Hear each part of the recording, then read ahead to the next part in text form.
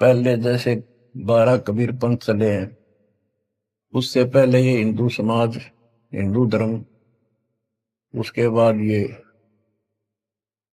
यहूदी धर्म, ईसाई धर्म, फिर मुसलमान धर्म, जैन धर्म, और ये 12 पंथ।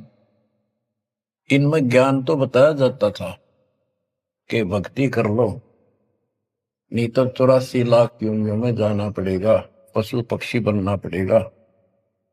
और आत्मा डरती भी थी, भक्ति के लिए प्रेरित भी होती थी, लेकिन वो भक्ति शास्त्र विरुद्ध थी, शास्त्र में प्रमाणित नहीं थी, और वो ज्ञान भी शास्त्र प्रमाणित नहीं था।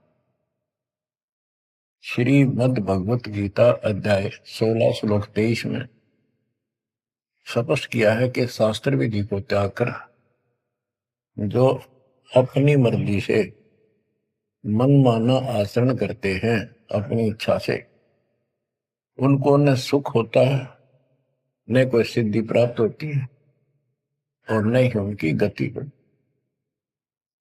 या तो ये कहो कि गीता गलत और ये झूठे गुरु सच्चे, इनमें से एक को रिजेक्ट करना पड़ेगा।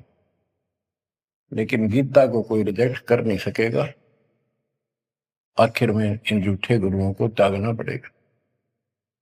बच्चों, परमात्मा के पाने के लिए, उस सुख को प्राप्त करने के लिए कितने कितने कष्ट झेले हम महापुरुषों ने, हमने भी उठाए। हम ऋषि बने, ऋषि बनकर कठिन साधनाएं की, जैसा लोकवेद दंत कथाएं सुना करते थे, उसके आधार पर सिद्धियां आ गई, सिद्धियां दिखाकर फिर प्रसिद्धि होगी, उस प्रसिद्धि के ऊपर हम प्रसिद्ध हो गए और खूब महर्षि प्रसिद्ध हो गए। अब पता चला वो प्रसिद्धि कैसी थी, जैसे आपको राबिया का प्रमाण बताया, 4 साल की ठीक साधना से ऐसे ऐसे चमत्कार भी हो गए, मक्का उठ के आ गया, लेकिन भविष्य जीरो हो गया उसका, सिर भी काट दिया, इतनी प्रेरित थी भगवान के प्रति, लेकिन नथिंग, कुछ नहीं हुआ।